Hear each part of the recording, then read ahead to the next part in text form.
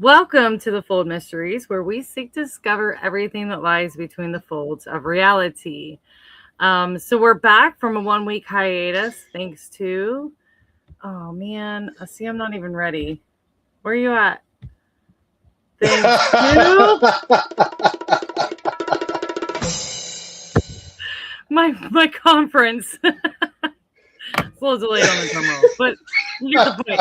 So we were away for a week because of the Fold Mysteries Iron Michigan Bigfoot Conference, and it went really well. So don't scan the code, and don't look at this because this is from just this past weekend. So it's been and it's happened, and it was good.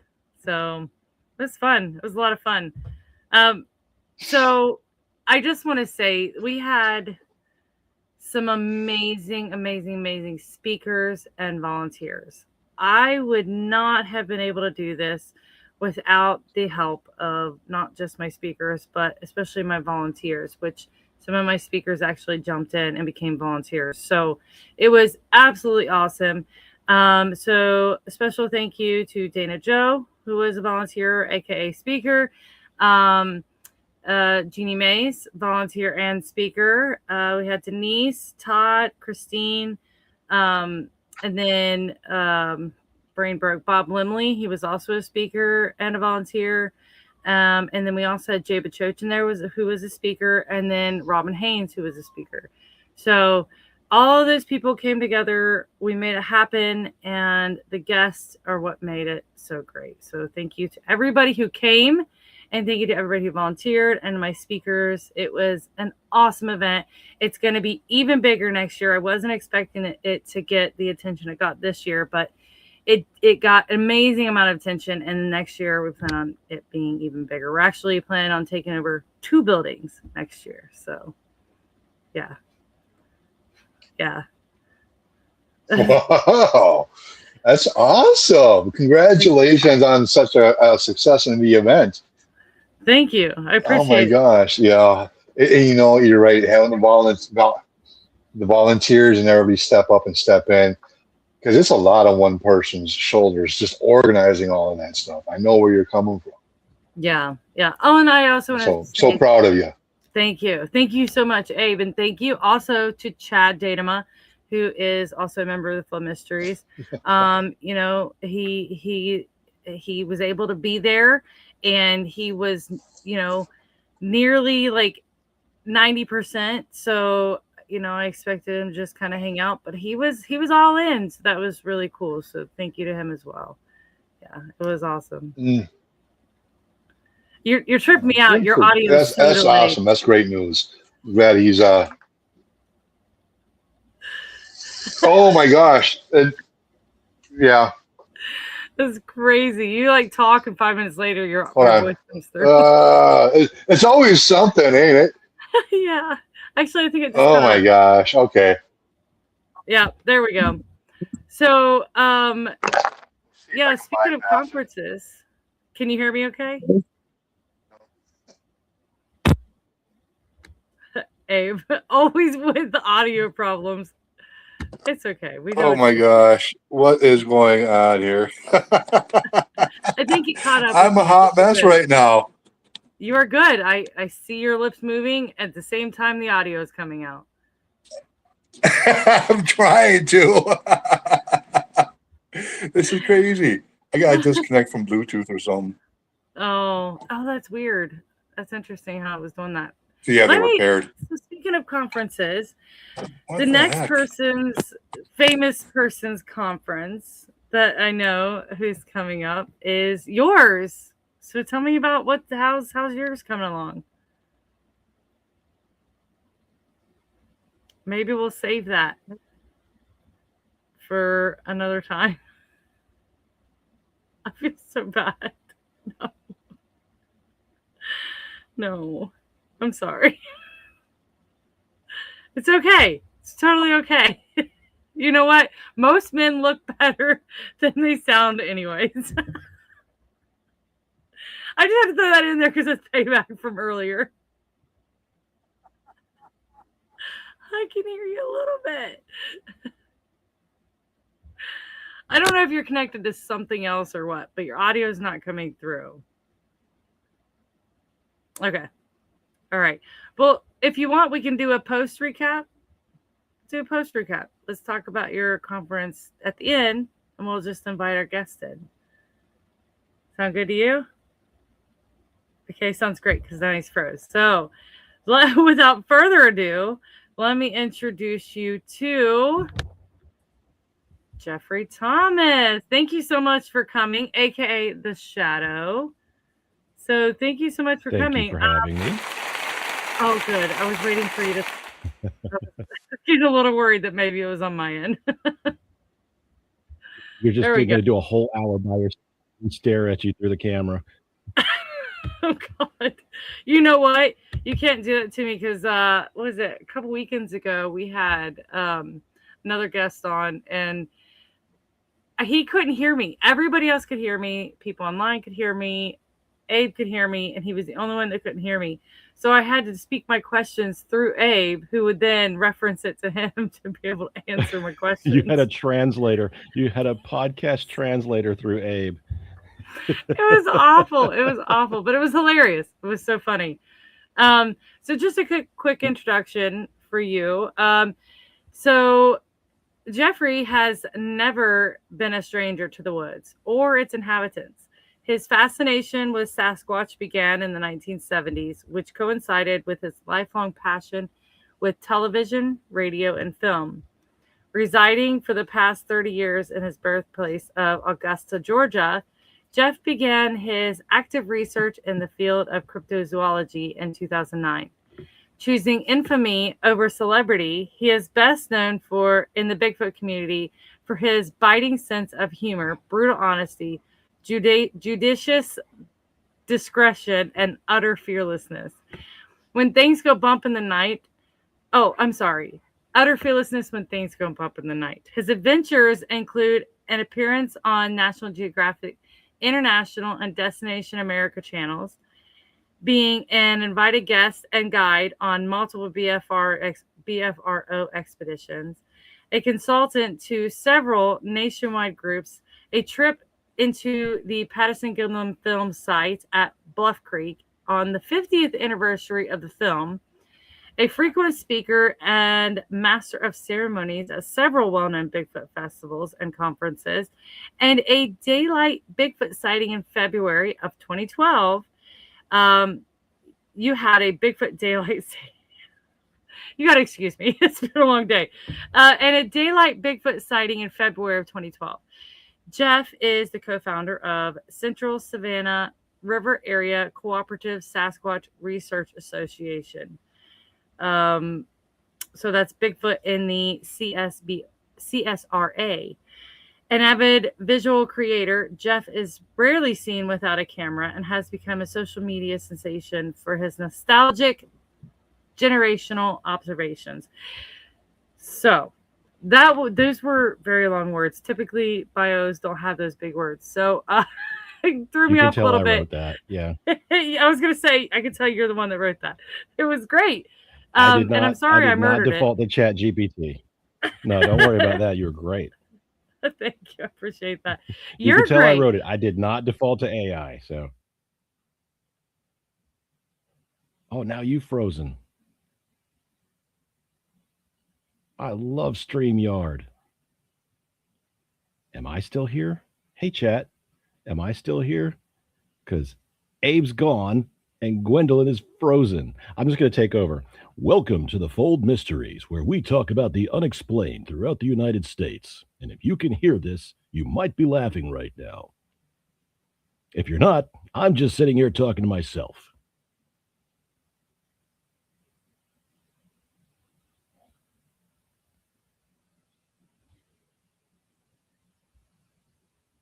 Okay, I've actually got my YouTube up, and I can see that I'm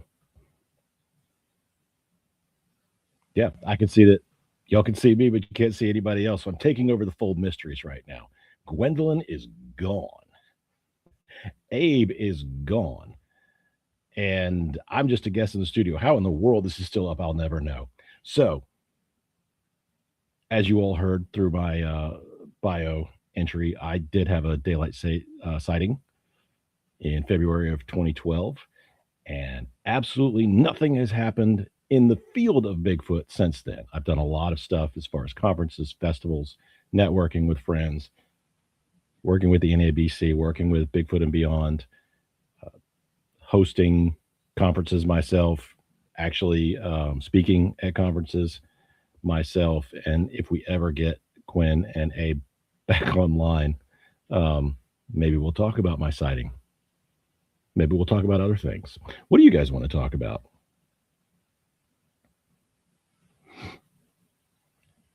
One thing I was thinking of, especially with Gwen's like little video intro there, the AI intro, being chased by aliens.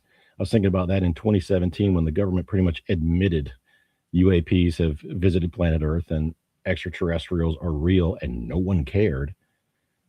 Why in the world couldn't they have done that with Bigfoot? Did I pick the wrong field? Did I absolutely fall in love with the wrong hobby, being Bigfoot?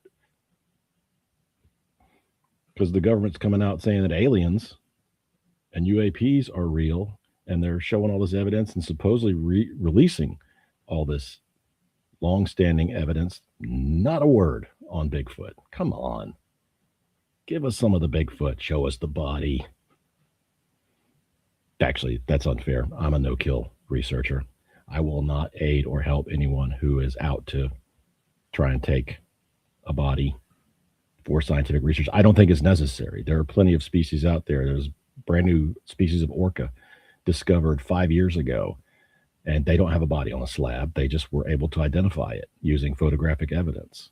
So with all that we have as far as evidence is concerned, I don't think it's necessary to take a body. And if it was capable of getting a body, one would have been gotten by now. There were so many much better marksmen in the past who are so gifted with firearms because that's the way they ate. That's exactly how they ate dinner. And if you missed, you starved.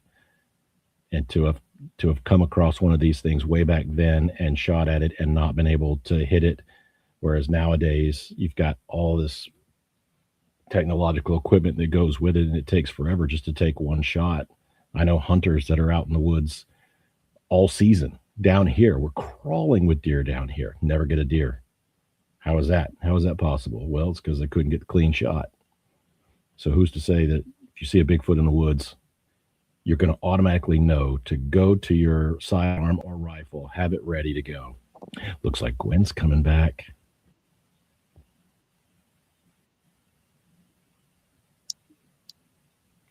Maybe I hear her.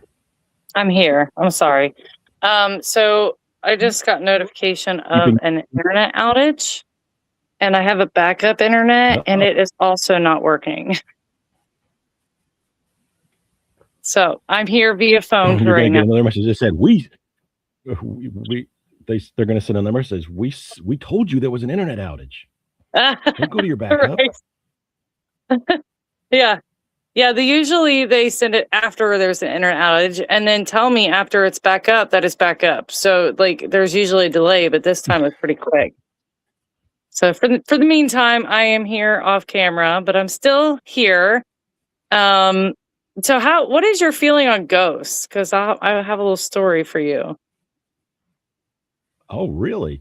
It's not my area of expertise, but I have no problem with, especially with like the parallel universe and infinite number of parallel universes somehow overlapping. I have no problem with like time-lapse memories. What I think ghostly apparitions are just hiccups in the space-time continuum where they're stuck in an eternal loop, kind of like Doctor Strange at the end of the original Doctor Strange, where he's just stuck in this eternal loop of living this same life. I have no problem with ghosts. Absolutely believe in them. There's so many paranormal things that have happened. I'm here in a town in Georgia that was not burned during the Civil War. Sherman had a girlfriend here, and he went around us. We had an armory here, and he didn't burn it down. He went straight to Savannah. So we have a lot of homes here in our Somerville area in Augusta, Georgia, that are 1700s, 1800s homes. Everyone, I was just on a street today called Glen Avenue. Everyone there has a ghost story, a legitimate ghost story, and all the neighbors share, what happened last night. Chains through the hallway, footsteps, doors slamming, things like that. Love ghosts. So tell me your story. I'm excited to hear it. I need to remove one of these. And we've lost you again. Can you hear me? There you are. I can hear you, but we got an echo. Oh, that's bad. Did you turn into a ghost? Okay, so no. But okay, so I've had weird electronic problems ever since we came back from our trip. So we ended up staying, all of my guests and speakers, all of my volunteers and speakers, I put us all up in one. It's like an antique lodge. It's almost like a cabin. And it was haunted. And so we did like a ghost investigation. But the first night there, I woke up and I felt really bad. And I just attributed it to the trip. Long trip, 7.5 hours, sit in the car, wake up early the next morning, go. I just attribute it to the trip, but I just knew, I felt like I'd gotten hit with a bus or something. Well, we did a ghost investigation our last night there, just a really quick one. And we had some really kind of cool stuff coming through on the ITC devices periodically.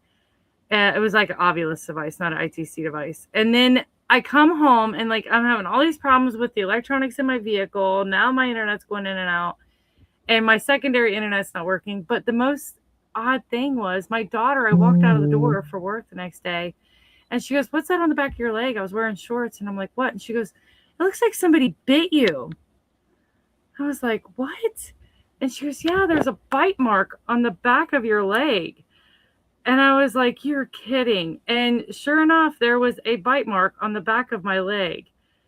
And I'm like, okay, that's weird. That is really strange. So I came home with weird electronic problems and a bite mark on my leg.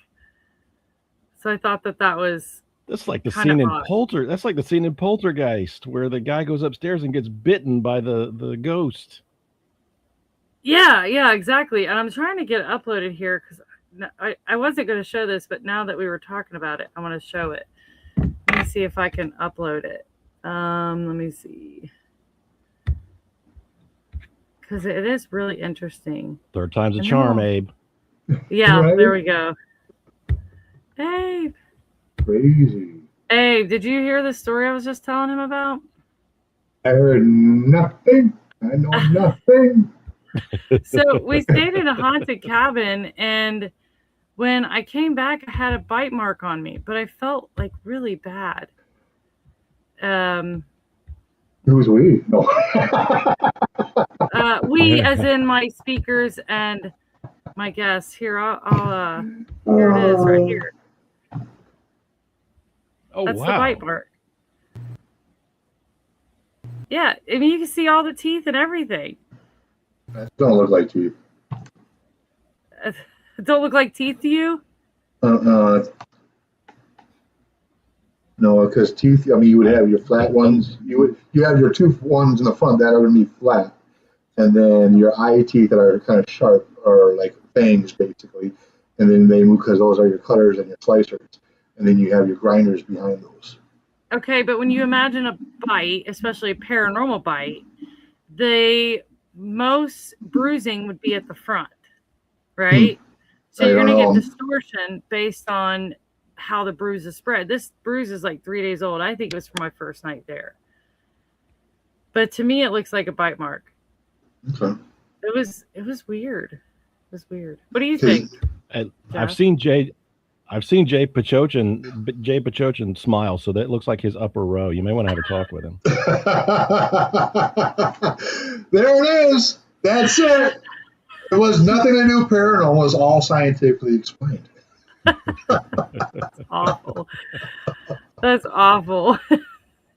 But okay, back to what I was saying before I got weirdly disconnected. Change the subject. Jay, you snuck in there. He's like, that looks like a chicken leg. Now, with me and Abe, this could go south real quick. Real fast. No, I gotta keep you guys moving along. I was saying that I know you do a lot of Bigfoot research and you get into a lot of Bigfoot stuff, but I follow you a lot on Facebook because your shorts and stuff that you do are hilarious. Yeah. Hilarious. Thank The you so much. generational recognition shorts that you do. So you have this really funny sort of comedy short series where you go into like millennials and generational appreciation and the oddities of it. So I always thought that was really cool. So what made you start doing that Yeah. aside from the Bigfoot stuff? What made you decide to start doing those shorts? I always, just like with falling into the Bigfoot stuff, I always tell people it's just like stepping in dog poop. You have no idea when it happened or how it happened. You just look on your shoe and you smell it, and suddenly you're like, oh man, I stepped in dog poop. It's the same thing. It was literally, I walked away from my career about 5 years ago, and that's a whole long story. It was a good decision, not a bad decision. And I set up my studio here that I'm in now at the home, and I had a couple of gigs coming up. There was a couple of gigs where I was going to put some video together, and admittedly, it had been a couple of years since I had done any type of video.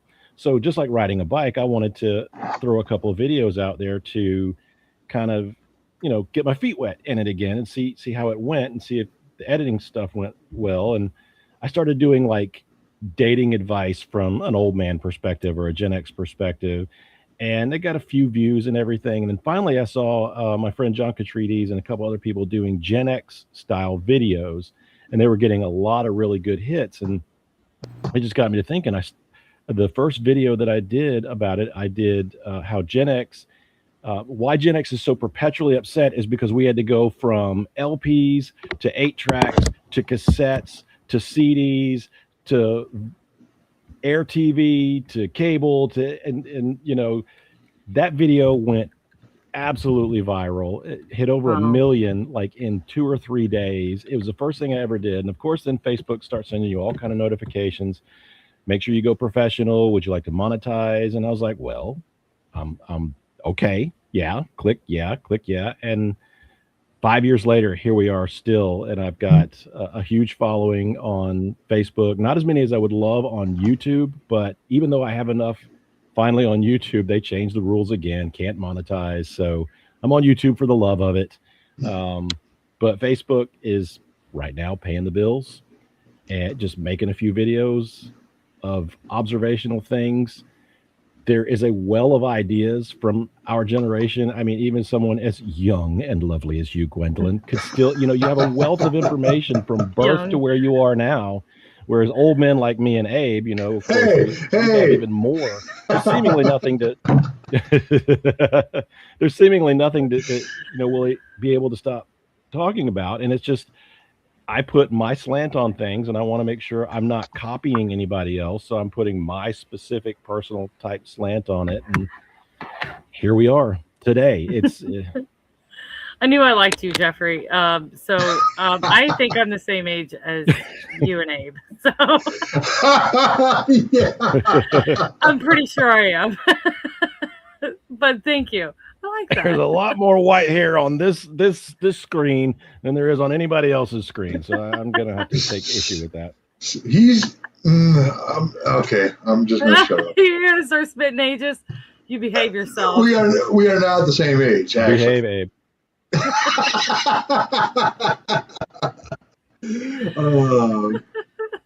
Mentally, maybe. Abe's really excited for his 30th birthday. You know what? I'm really excited for my 26th, so I'm right there with you. Oh gosh, I've got 2 weeks, and I'll be celebrating like the 29th anniversary of my 29th birthday. So, wow! Oh my god, I was gonna do the math. That's so cool. I'm horrible at math. I may have just messed that all up. So. I think you gave yourself a lot of time on there, a lot of extra years on there. I think. I know it's funny because Facebook, back when you used to just be able to change your birthday really easily, every year I changed my birthday back 1 year, so I was 26 for like 8 years, and then when I went to change it to my real birthday, I had to go through this big process and show my ID and everything. It was like, I just want to tell you my real age now. They wouldn't let you. I'm tired. Yeah, I'm tired of lying. You're a liar. You're a liar. Yeah, 1 year it just We didn't know let me you do were it no born in more. 1996. I think I made it to like 1991 before I tried to change it back to the original. Yeah. But so I have for about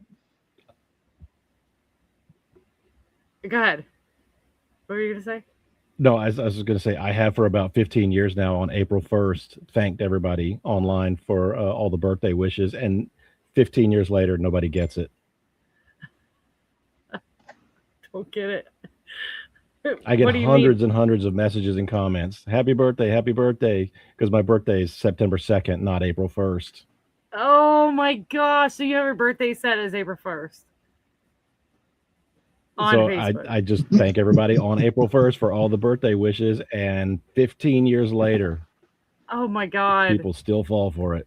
that's funny. So my best friend's birthday is on April 1st, and I struggle every year with what Facebook post I'm going to put as an April Fool's joke or telling her happy birthday. So, yeah. So you don't have your birthday set on Facebook as April 1st. You just thank everybody, and then you get like No. 20,000 comments saying happy birthday. No, and I can't even change my profile pic on Facebook now because I'm verified. And once you get verified, it's like Cliff Barrickman's Facebook profile. He's got blonde hair and a brown beard. And if you've seen Cliff anytime lately, I mean, he is pure Santa Claus. Yeah. You can never change your profile pic once you verify, or you have to re-verify again, which is, the date of birth, the driver's license, all that. So if I want to just change my profile pic, I have to go through this 2-week process. Wow. Wow. That sucks. That There's sucks. the first one. Oh, are we going to do the wow counts? Wow. Wow. Yes. I'm bringing back Blog Talk, buddy. Oh my gosh. So I am bringing back the Blog Talk, buddy. on MNVRT radio years ago, we would have amazing guests, much like this show, and they were just mind-blowing guests. And wow, how many times could I say wow? Because I'm just so blown away and everything like that. So they started doing the wow count basically, and that's it just gave me a flashback. That's very cool. Wow. I would show up in the comments, and everybody was like, "What's the over/under on the wow count tonight?" Yeah. Holy smokes! Say the wow count is 14 tonight, depending on the guest. They'd be like, "Oh, the wow count's only a 3 tonight. It's not a very good guess." I love this guy. I miss you. So I can't wait to see you in October. And as a matter, we're just looking into that. Yeah.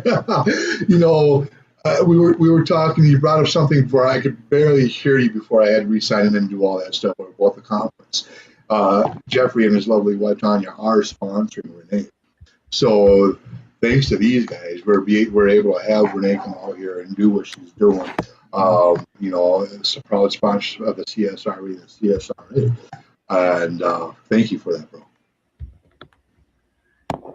Oh, no worries. I mean, any chance we get to hang out with Renee, she's become a really good friend lately, which is unexpected. The skeptic off of Finding Bigfoot, and we end up meeting, I think, at CryptidCon and just hit it off immediately. Mm-hmm. I think it was the same CryptidCon we met at, Gwendolyn. So I literally just hit it off instantly, and cool. We talked to each other constantly. And when I saw, she was going to be the guest, I texted the wife immediately. I was like, "Hey, Renee's going to Minnesota. You want to sponsor it?"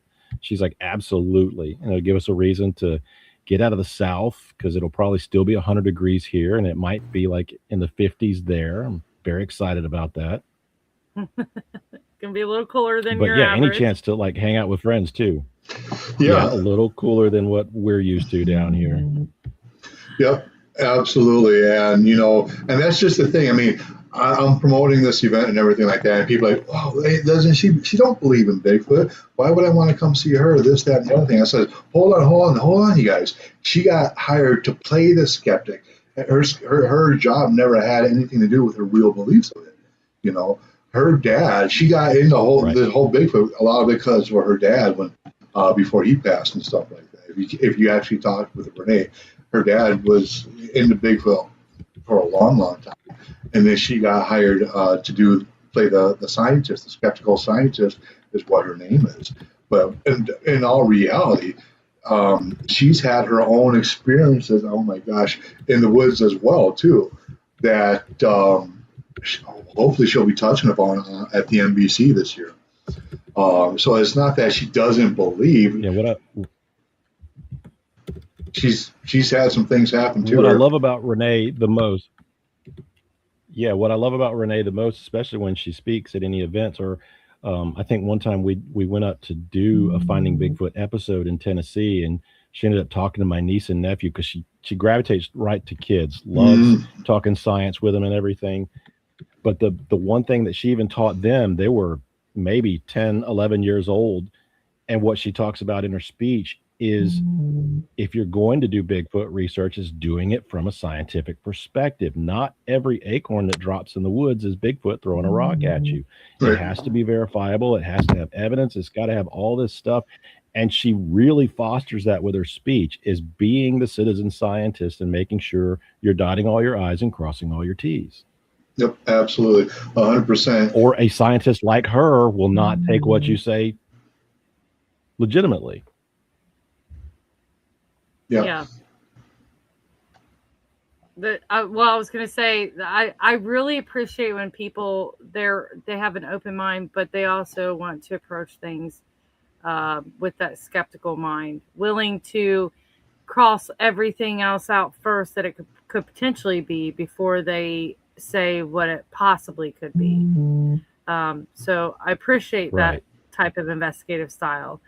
So I'm curious, what's your investigative style when you go out into the field? Kind of, how do you approach the research?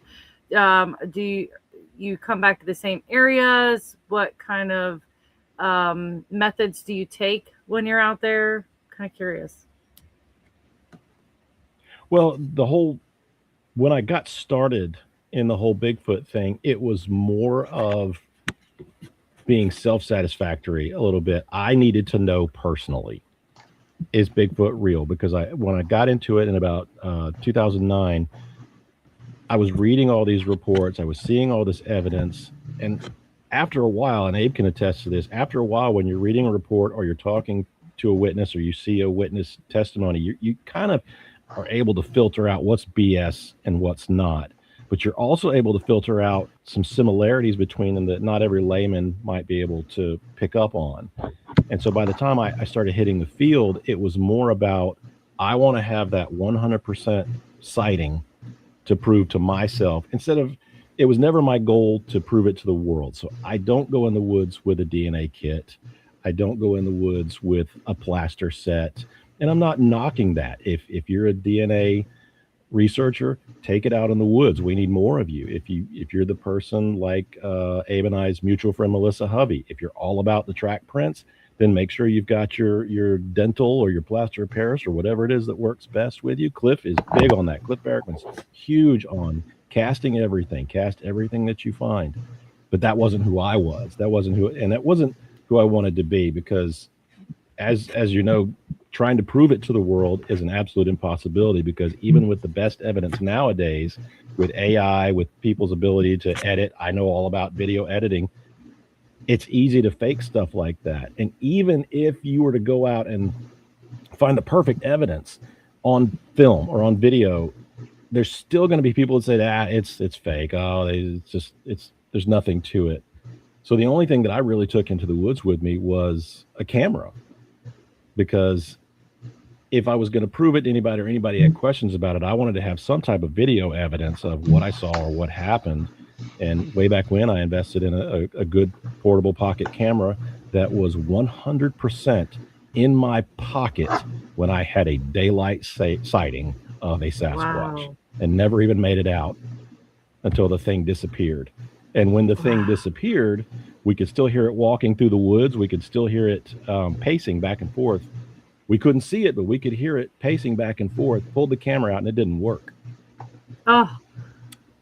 And it's a camera that I could probably grab right now. It's an old Sony Bloggy Touch, and I could probably grab it right now and it will turn on, even though I haven't touched it in years. And it came off the charge that morning, because it has a self battery that you charge yourself. You don't replace the batteries. And it had come off the charge that morning, had a full charge, and did not turn on until we got home Interesting. from the entire trip. Yeah. So, and I've never been the one that wants to add paranormality to any type of the Bigfoot stuff, but I can't help the paranormal stuff that actually happens with witnesses present. right. Yeah. So It makes me wonder, like, what are your thoughts on that? Because some people say it's EMF. Some people say it's infrasound. Some people say that, you know, they're paranormal attributes, so they're just able to manipulate your electronics. Well, do you have any possible explanations for that? just hypothesis on it, because I've had so many witness accounts. I've had researchers who I know and trust who have told me things that have happened in the woods where we know it is possible that a Bigfoot could exist and thrive, have paranormal things like horizontal lights opening up and having things walk through them, having the glowing orbs go through. That's not ball lightning. It's just glowing orbs going through the woods and things like that. If this entity, and I don't want to say that it's absolutely possible that that's the way they are. I'd never want to use, well, they're interdimensional, they're paranormal, they're all this, because there is no proof of it. So I can't say 100% that they are. But if they are, then absolutely they have the ability to, if you can transfer through dimensions or universes somehow, then you have enough energy to make a camera shut off, to make a radio shut off, to make a frequency shut off somehow. Can I explain it? No. And is it my belief system? I don't want it to be, but the more you're out in the woods, and Abe can tell you this too, the more you're out in the woods, the more answers you get to the questions you have, the more questions pop up. Absolutely, 100%. Yeah. You know, and you touched on a really good subject when it comes down to frequency. Yes, different frequencies can shut down technology, and how it's being admitted or dispersed or something like that is the question at hand. how is it being produced? Where these frequencies, and I say frequencies because, you know, Skinwalker Ranch out there, and they got these scientists, and they're doing these different frequencies and things like that, and they're seeing that these frequencies keep on popping up where things are shutting down or things are happening, you know, with technology and stuff. So it makes one think, like, okay, what the heck is really kind of going on there? What frequency is being used? I forget the frequency. It's some kind of a megahertz or hertz or something like that, where they're detecting where it can affect equipment, basically. But yeah, something like that. The other thing that I was thinking of. Go ahead, bro. No, the thing that I was thinking of too is like dolphins have subsonic frequencies that they send out that it can actually stun fish, and we don't have those capabilities. The electric eel basically vibrates its muscles so much that it creates an electric surge that can actually knock a man out and kill people just through muscle movement. So if this species is somehow able to manipulate that, I'm not saying it's telepathy. I'm saying that it's some type of physical anomaly that they can do that would be able to knock out any type of electrical field around them. You know, it's not something that is always been around. There's not been radios and cameras around forever, but if Sasquatches exist in the United States, they have existed here as long as people have existed here, and electronics are the last 100 years thing. So the ability to shut that down is something extremely new, even for that species. You know, and a couple of weeks back, as Gwendolyn mentioned, we had Todd Neese on the show. Really interesting stuff, and his research is that he's diving into is the infrasound and the effects that it can produce on different things.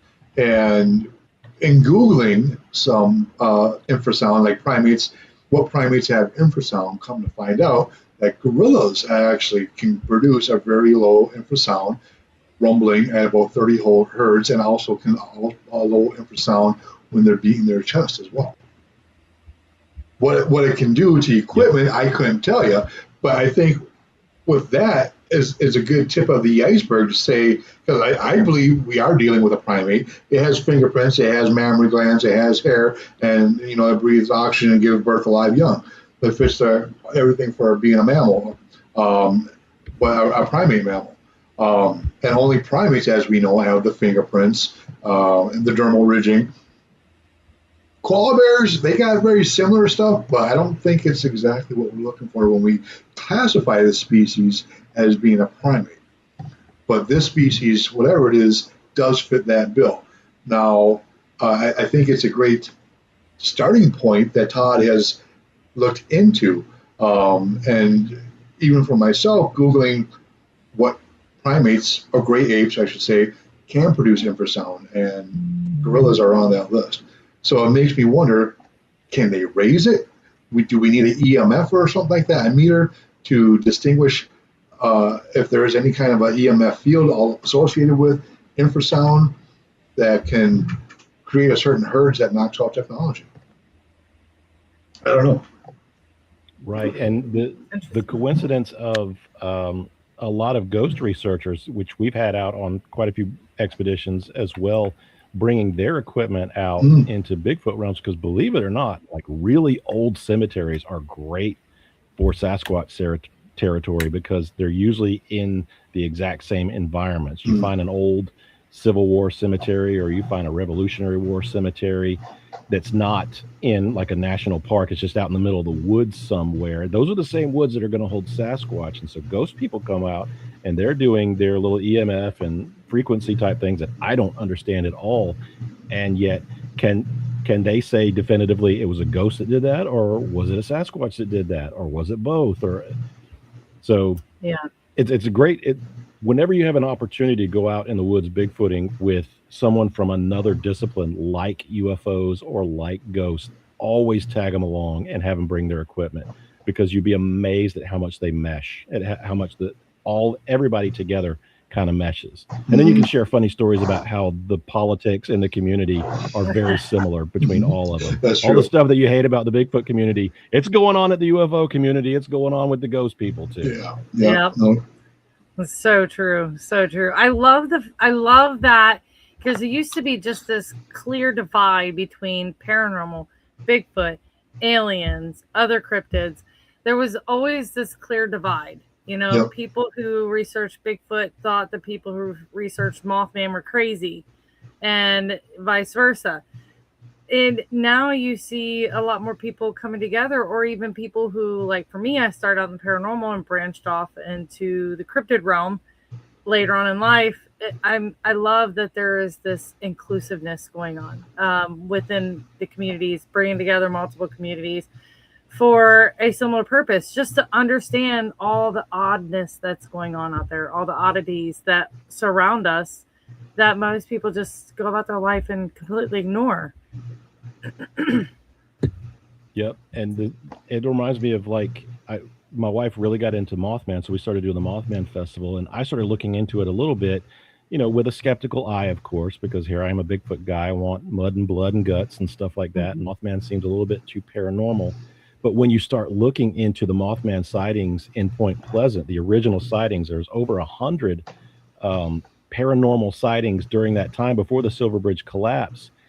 They don't mention wings. They don't mention flight. They just mention a large creature with red eyes. And I'm starting to read a lot of these reports about Mothman thinking, okay, it's out in the TNT area, which I've been to, and it's the woods, and it's the middle of nowhere almost in Point Pleasant, West Virginia. A lot of those Mothman sightings back then were probably Bigfoot sightings. Yeah, there was only a handful that mentioned, the red eyes and the wings and the flight and the things like that. The rest of them are just being watched by a very large creature with glowing red eyes in the woods. Yeah, that is true. So there's always a few. Always intermingle your discipline. Yeah, always intermingle your disciplines. You never know what you're gonna add to the element, because that exactly. Okay, so we're on a BFRO expedition. Okay, here's my story. We're on a BFRO expedition, and I'm brought on to help on, and there's one group that's doing their night investigation in a cemetery. It's on top of this bald in the North Georgia mountains near this place called Sarah's Creek. And they get done with the investigation. Nothing really happens. It's a mild night, cloudy night, no moon, kind of dark. And that group comes down. I'm in a different group, but they're telling us this story the next day. And that group comes down from the hill, and there's this one guy. He had brought his daughter along. She was curious about it, and she wanted to go. And so they're walking down the hill, and they're walking on this Forest Service road, getting back to the base camp. And the whole time, the daughter's kind of leading and walking. It's really dark. They can't tell, but they know who's there. They finally get back to base camp. The daughter's already sitting there by the fire. And they look around, and the girl that was walking down the mountain with them is no longer there. And had been with them the entire time when they left the cemetery. And this is what they felt was a physical living being walking with them all the way down the mountain. But they couldn't see facial features or anything like that. It's just a young girl walking along with them. And then when they get back, she was never with them at all. She was miles away in a different location. And here we are in prime Sasquatch territory, and they go to this really old cemetery and have paranormal things happen. And is there any record of it? No, not at all, because we didn't have the ghost equipment that would have recorded anything like that. Yeah, like the EMF meter, the little Ghostbusters thing would have been off the charts. That's true. Yeah, they would have been out there trying to cross the streams. Wow. So are you aware, did they see her? Like they could see her features? They knew it was her? Or was she just kind of hanging back? They didn't know it was her. They just assumed it was her. She was literally the only young girl on the expedition. Everybody else that was female was older, like us. They were like us, old and decrepit. But everybody, they just assumed it was her because it was this small girl wearing light colored clothes. Wow. And then get back to camp, and she's already sitting there. That's interesting. Wow. So Nope. So they hold on. Are we catching wows again? Sorry. That's 6. That's awesome. I'm just like baffled because they went to a cemetery and she followed them all the way out. And that type of experience is like a class A ghost experience where you see it and the whole group saw it. Right? The whole group. They just assumed it was her. And I'm trying. I made a joke about it the next day, which they didn't appreciate too much. But we're sitting, the girl's name was Dana by chance, and so they're telling this story, and everybody's sitting there in stunned silence because they're like, "Oh, wow!" And out of nowhere, I go, "There is no Dana, only Zool." Everybody cracks up. The leaders of the expedition did not like it. But it was true. The girl's actual name was Dana, and they had mistaken this ghostly apparition for Dana walking down the mountain. Wow. Holy Zoom. Wow. That's so interesting. The ghost knew I needed a good opportunity to have a joke. That's great. And that's not a joke. It really did happen. That's wild. Wild. Don't count wilds because I've replaced wild with wild now. There we go. There we go. Same location. So at that exact same location, we had done a pre-trip up there before the BFRO expedition. We had taken Lori Wade up there to see if she thought it would be a great place to do a BFRO expedition. And turned out it was automatically. There were pit toilets and campsites and lots of amenities, but there was also places you could branch out and do a lot of really good Sasquatch research. And one of the first nights we were there, we didn't do anything really because it was, to us, Abe, be quiet. To us, it was cold down south. It was like 20 degrees and the wind was really howling.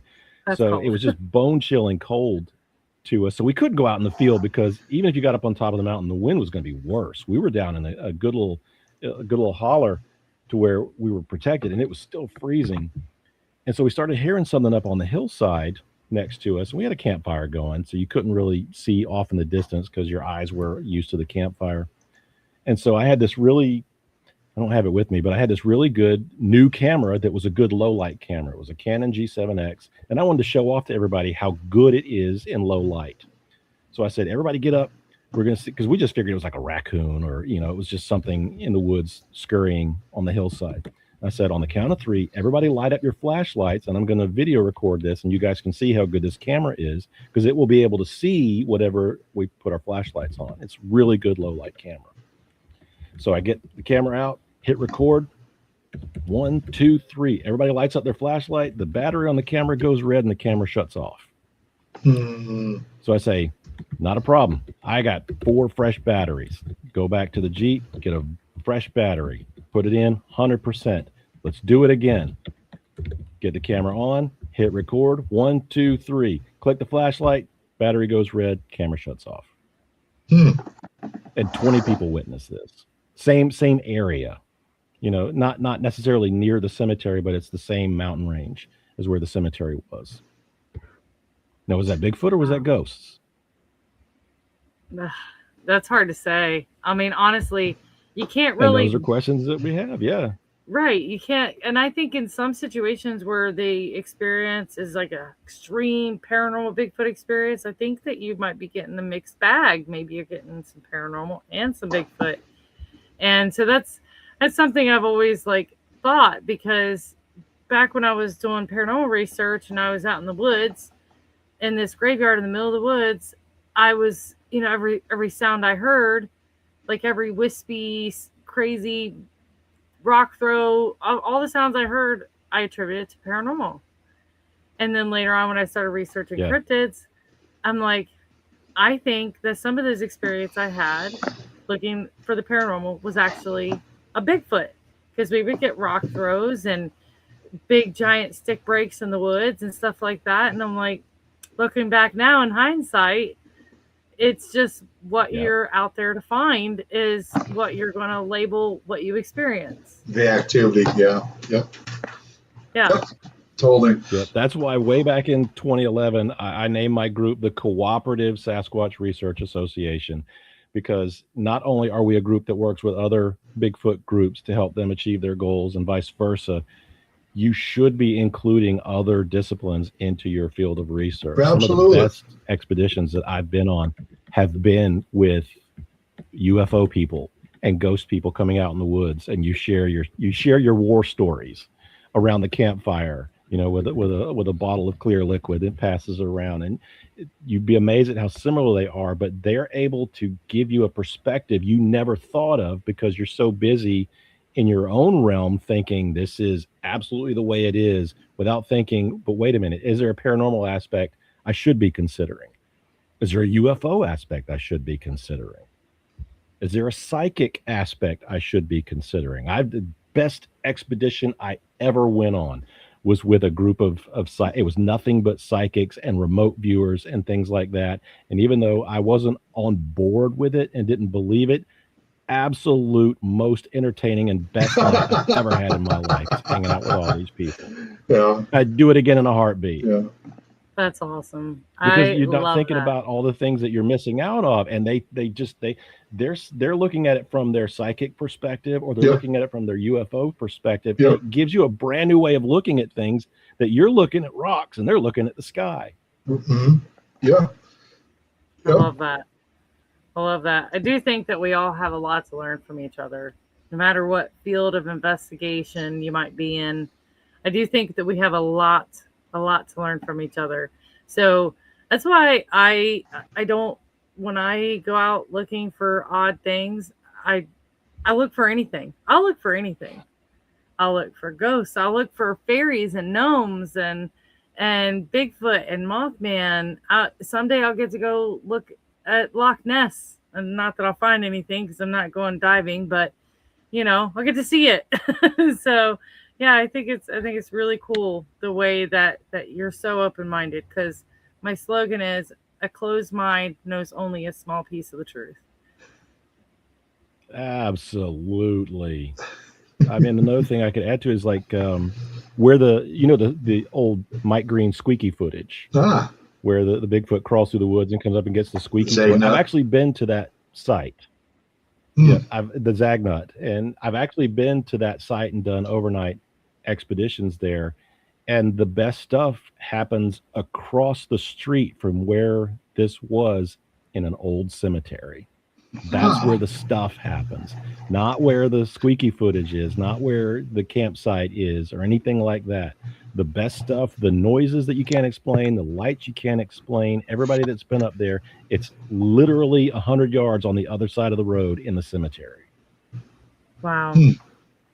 That's interesting. That's interesting. So, right? oh man. There it is. Yeah. So tell us about some of your more exciting excursions out in the Bigfoot world, or any world for that matter. Well, when was the first time you seen one? Exciting? The first and only time. Now, I had things that happen in the woods quite a bit that I can't explain, and I'm a researcher who goes out skeptically. I'm trying to prove that it ain't everything else first before I'm going to use the word Bigfoot. That footprint, okay, let's figure out what that footprint is. It's likely going to be a bear. It's likely going to be a black bear because we have a lot of those in the area. Try and figure out what it is first before you automatically attribute it to Bigfoot. And I don't know where I was going with this story now. I actually circled myself around, and I haven't had enough coffee today.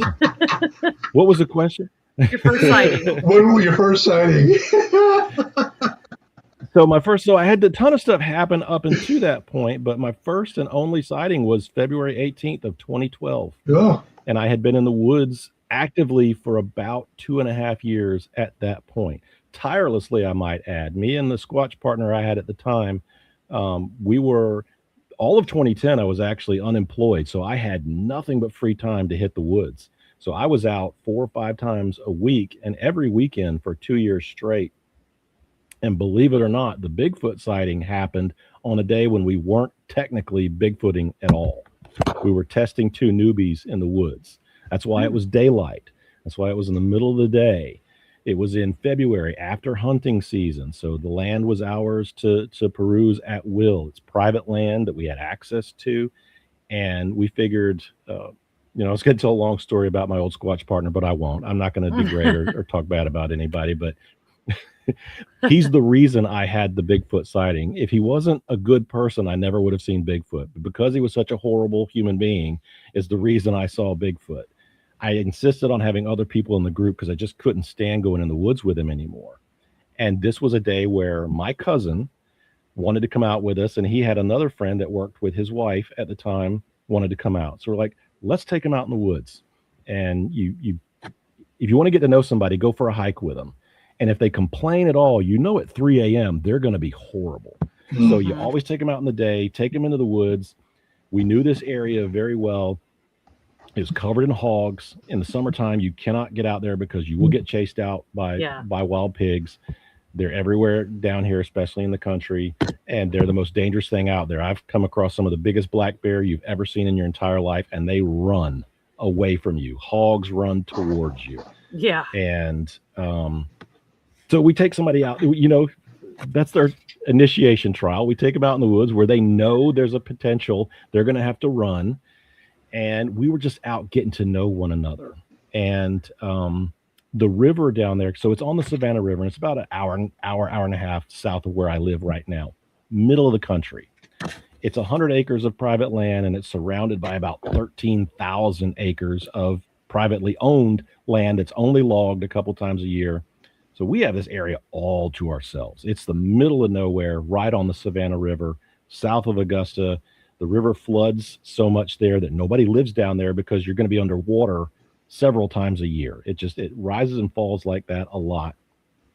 And the river makes an omega shape. I don't know if you know the Greek letter omega, but it has the 2 little feet at the bottom and the big hook. Yeah. And we'd never been able to make to the tip of what we call the peninsula.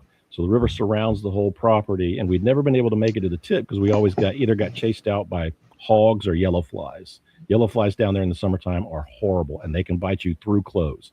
Clothes are no protection against yellow flies down there. And they're worse than anything else. I'd rather get attacked by a hog. I can at least get stitched up, but a yellow fly you can't do anything about.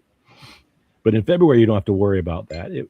But this day in particular, it was about 71, 72 degrees. For February, it was quite warm, but it wasn't so warm where it was hot. Overcast, perfect day. And so we take off with these two newbies and head towards the peninsula. And my old squatching partner was famous for having two left feet. He could walk in a circle in his own house. And sure enough, we ended up finding the river, and there's a bank there, a lot of sand on the bank. And I'm like, the river's in a omega shape. At the tip, it would be a cliff because it's a river. It wouldn't be a bank. And I'm thinking this into myself. And so we're looking at tracks in the sand, raccoon, deer, fox, things like that. We're seeing all these tracks.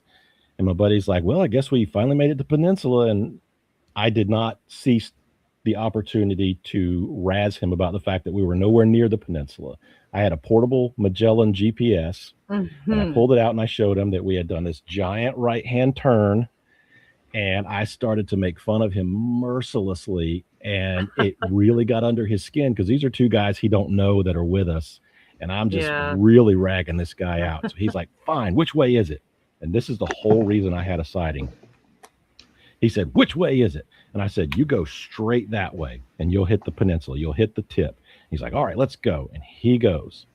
Now, this guy, I'm not going to talk about him or anything, but he can walk faster than most people can run when he doesn't like a place. And he was mad. So he starts walking, and before we know it, he's gone. We can't see him. So they're walking with me, the two other guys. My friend Sandy, we're still friends to this day, and my cousin. Sandy's a big dude. He's lost a lot of weight now, but he was a large dude. That's important later in the story. And so later I hear a wood knock. And so my old squatching partner and I would communicate to one another if we got separated in the woods through wood knocks, just one single. And he had a post hole digger replacement. It's like a shovel metal, or not a metal, but a wooden shovel post replacement. He would buy it at Lowe's, and it's supposed to replace a broken shovel handle. It's only about 3 feet tall, but it made a very specific noise, so I knew it was him.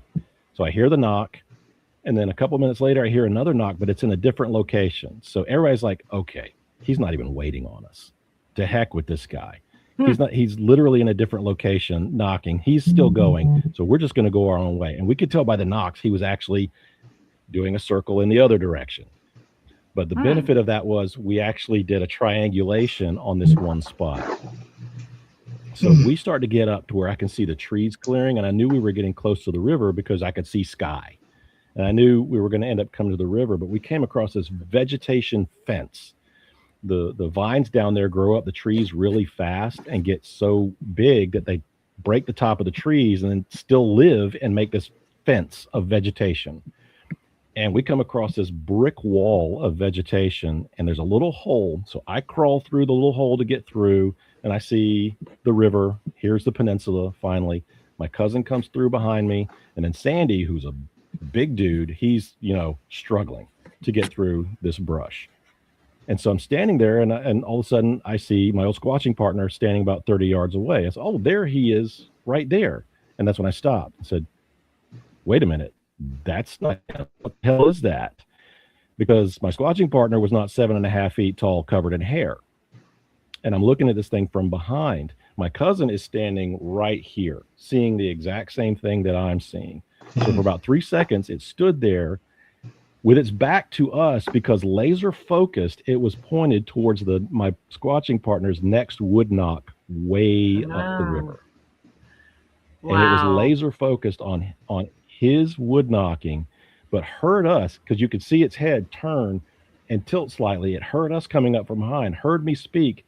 It just leisurely walked away while I'm stuck in the weeds. I'm literally stuck in vines, running, trying to see what this thing is. And I'm like a cartoon.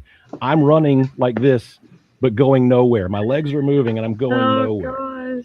And something told me, climb a tree to get a better look at it. And I climbed a tree, but the trees are so skinny and I couldn't get, and I slid down, and I wasn't in good shape at that time. I wasn't as buff as Abe is, and I couldn't get up the tree, and I'm trying to get towards this thing. Meanwhile, it's just walking. It's just moseying away from us, and we can't get to it. And I don't know what it was, but I always tell folks 2 of us had a sighting, 4 of us had a smelling. Abe was talking about gorillas' ability to have infrasound. Well, gorillas also have the ability to release a scent that tells their family, tribe, group that there's danger present. And it's a foul scent that makes them like either be wary or flee a situation. And a lot of people have related that to Bigfoot because immediately upon walking into this area, the scent hit us and it was omnipresent. It was a smell you could taste. It was so bad in the area where this thing was. And so finally my old squatching partner comes into the area because he hears us talking. Because we're all, nobody, keep this in mind, nobody said Bigfoot. Nobody said Sasquatch. We just said, what is that? And it walked away. So here comes my old squatching buddy. And he was stunned that we got there so fast. And we're like, what do you mean? He said, well, you just walked behind me. Oh, We didn't. Nice. All he had to do was turn around to acknowledge what he thought was us, and he'd have had a face-to-face. It walked up that close to him, and he didn't turn around. But as soon as he gets back into the area, this area, which, by the way, was completely cleared out. It was this giant U-shape, no vegetation, no leaves. It was completely flat, completely clear. It was just trees. But you could see everything except the vegetation wall that surrounded the U-shaped area and then the river on the other side. And then close to the river, we found a tree that had a dip in the ground. And that's where the smell was the strongest. And we just kind of hypothesized that that's where it was resting, right there in the dip with the tree, so that it could hear us coming behind. It could hear anything coming up the river if a boat was coming up to go fishing. And that's where the smell was actually the loudest, is what we called it, because the smell was loud. It was real funky in the area.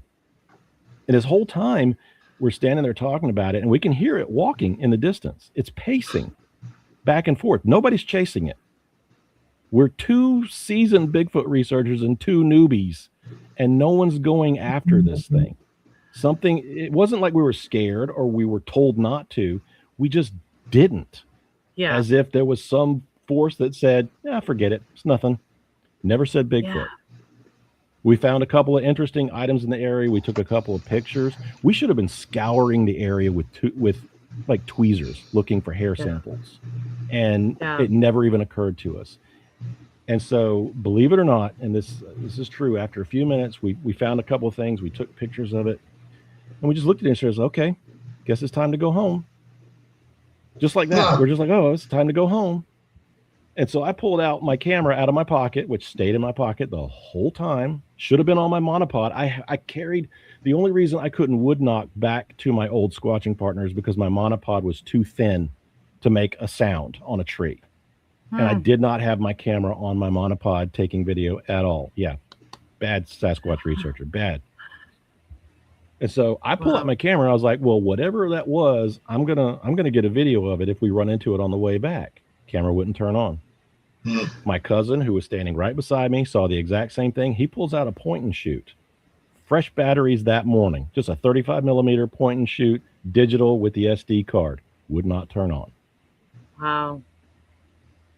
We walked all the way back to where our vehicles were, and my cousin had rode with me, and the other guy had rode with my old Squatch partner, said our goodbyes, headed down the road, and it was probably about 45 minutes later, 45 minutes of silence, by the way, where I'm driving down the road, and I turned to my cousin, and I said, did we just see a Bigfoot today? And that's when the light turned on and said, yeah, I think we did. It wasn't until that much later that we even said the word Bigfoot or Sasquatch. Wow. That is so interesting. And yours, Abe, yours isn't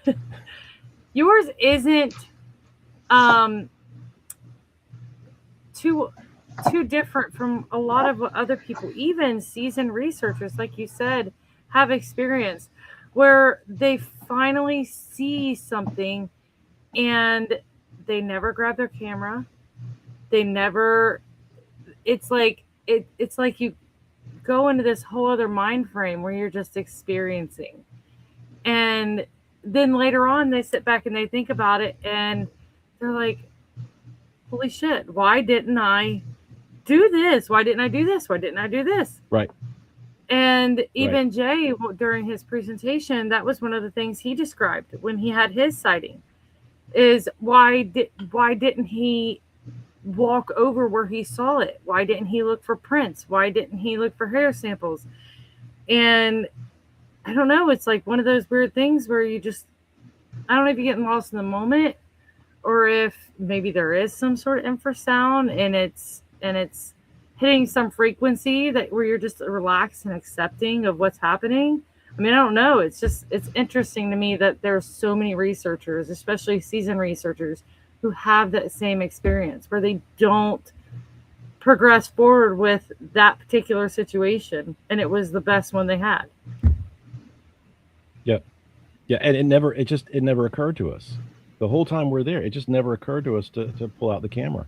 There was no physical ailment about it. I didn't, like, I've heard people's reports about infrasound, getting blasted and having a physical sensation, having a fear sensation. I've heard of people having the voice in their head that says, "You're not welcome here, go home." There was nothing like that. It was just like I'm talking to you. And if a Bigfoot were to walk behind me, and I'm just like, oh, that's a big deal. And then an hour later, I'm like, wait a minute, did a Bigfoot just walk behind me? Or, it was just like that. It was so out of the ordinary. And the other thing that I always tell folks, especially, is I could have, because it's been 2012, what's that, 14 years now. I could have 10,000 times since then convinced myself that I didn't see a Bigfoot that day, except for the fact that there's somebody there standing with me that saw the exact same thing that I saw. I could have easily, over the years, for some reason, told myself, never happened. But I have someone to convince me, no, if it didn't happen to you, it didn't happen to me. And if it didn't happen to us, it didn't, then they didn't smell anything either. And it's a smell that I'll never forget. Yeah. The smell I'll never forget, but I could have easily forgotten and just dismissed it as something else had I not had someone else there to witness it. Yeah. Yeah, because clearly, I mean, that means you have that critical thinking mind, where if it's not constantly there and in your face and a reminder, you can kind of talk yourself out of it. But you have all that corroboration that's going along with that.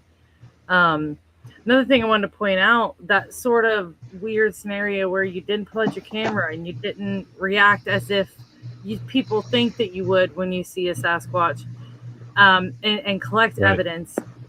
People in the paranormal and even the UFO community also describe this weird phenomena that's similar to that, where you're laying in bed and you're half asleep and you see a person walk through your house and you're home alone and you just lay there for a minute and you just go to sleep.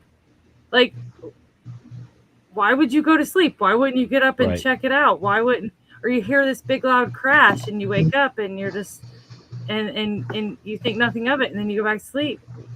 It's this weird sort of phenomena that, I don't know, you don't react the way you think you would in those moments when it finally happens. And I'd like to know why. Right. But and it was four of us, two newbies who really, I mean, didn't know what they were doing, but two guys who spent 2 years together in the woods, a lot. And here we are. Like, even though he didn't have a sighting and everything, he should have been a lot more inquisitive about what we just experienced than he was. And I'm not knocking that up to him being a jerk or anything like that, because he had been up to that point. Even a jerk would recognize, okay, something happened to these guys. I need to dig a little deeper. He didn't do it. Wow. The two new guys are just like, yeah, well, okay, yeah. Because we went back to the location several times. We went back on the year anniversary, and I've gone back with Sandy a few times. The location that was cleared out that we had found completely overgrown, but we found another location up the river that was cleared out. At that day, we found it was either mud or scat, but it was a perfect golf ball size, like it had been rolled. It was full of grass. That's interesting. It was just weird. I got a picture of it. And it was just weird. We found something like that a year later in a completely different location. Only this one was a lot older and was full of bugs and grass. But like, picked up some mud and just rolled it into a ball and left it. Bamboo canes that are wrapped around one another. That doesn't happen naturally. Bamboo goes straight and they're wrapped around one another without breaking. which you can't do physically yourself. Even Abe with his buff muscles couldn't wrap this river cane bamboo around so strong. And we find this location in a completely different area from where we're at. And we went back, all four of us, at one point, because we wanted to do the whole finding Bigfoot. How tall did you think it was? So independently, I didn't see him. He didn't see me. The two people that saw it, me and my cousin, somebody stood in the spot where it was, raised their hand until we said stop, and we both agreed it was exactly 7.5 feet tall. Very lean, solid black, which was unusual, unexpected, because every report we get down here down south are chestnut, auburn, and brown. Hardly ever do we get black Sasquatch sighting reports in the south. The skunk ape and everything, they're all usually a dark brown to a light auburn. And there's one report here that's solid white, one that was solid white, very close to here where I live, as a matter of fact. But we never hear about solid black. This one was very lean, not the giant, jacked, muscle Abe Del Rio looking Sasquatch that we were expecting, I'm not going to stop that, Abe. No, that's okay. But it was very lean. So all the reports we'd taken, witness reports we had taken, they're always talking about it was covered in hair, but I could actually see muscle striations under the hair because they're, the males are apparently so jacked. This one was nothing like that. It was hair. It wasn't long and stringy. It was fine. It was thick. It wasn't like dog fur. It was hair. But the same hair that was on its head was the hair that was on its back, arms, and everywhere.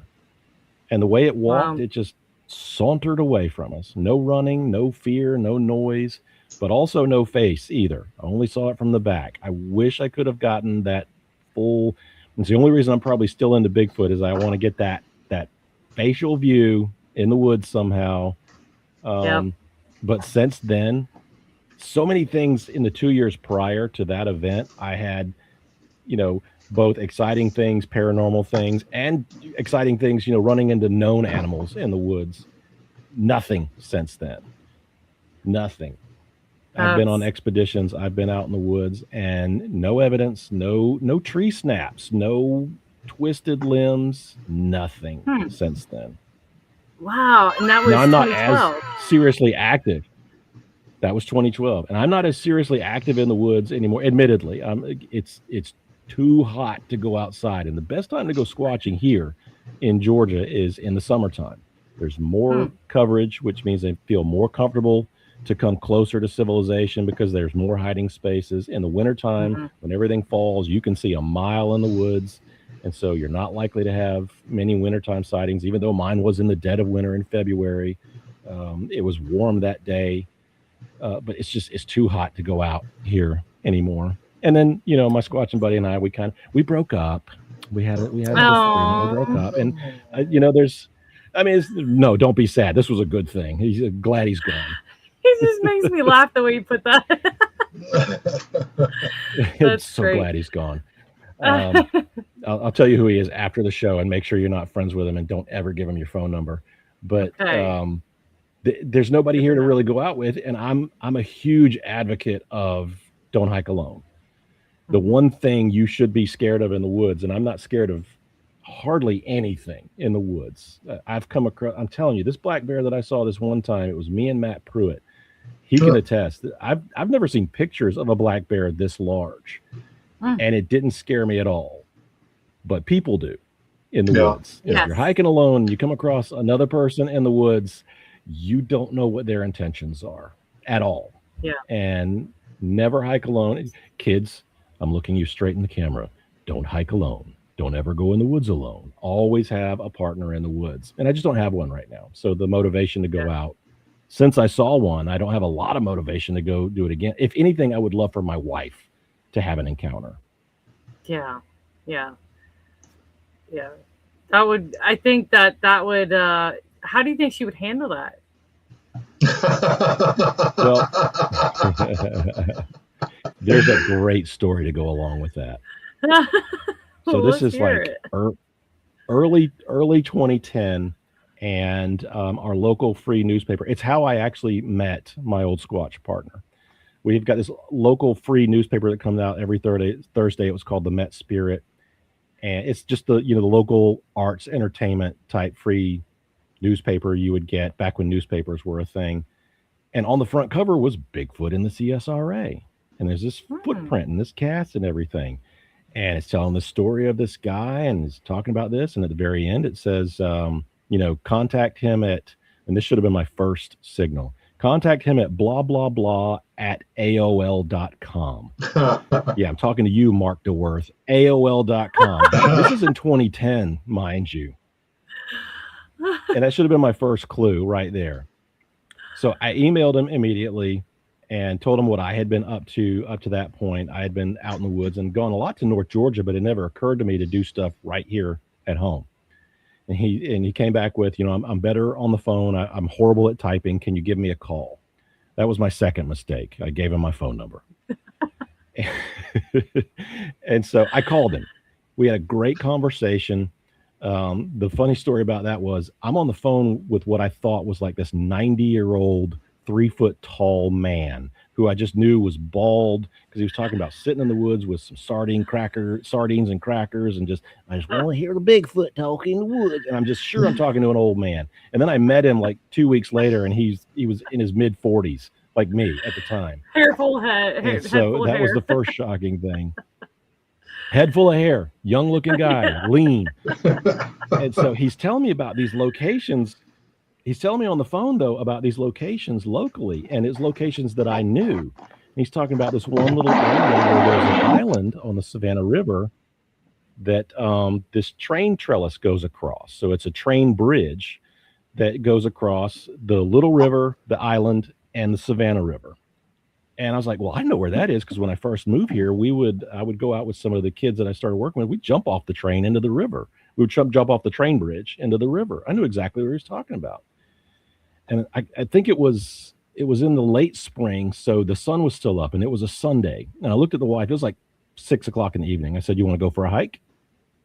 I got off the phone with him. I was like, you want to go for a hike? She said, sure. Didn't have anything to do. So we went out to this location. I knew exactly where it was. We walked across the train bridge, and there's this little trail on the side of the river. And I've got my backpack with me. And at the time I had a wooden baseball bat with me, and we're walking along, just, lovely couple having a hike. There's this giant pine tree that had fallen in the woods, and it was kind of fresh, and it had, some of the bark ripped off and everything. So I was like, okay, I'm going to do a wood knock right here, because I did a couple of taps, and it was one that was going to make a beautiful wood knock. And so I'm standing on top of this giant pine tree, and my wife's just standing there.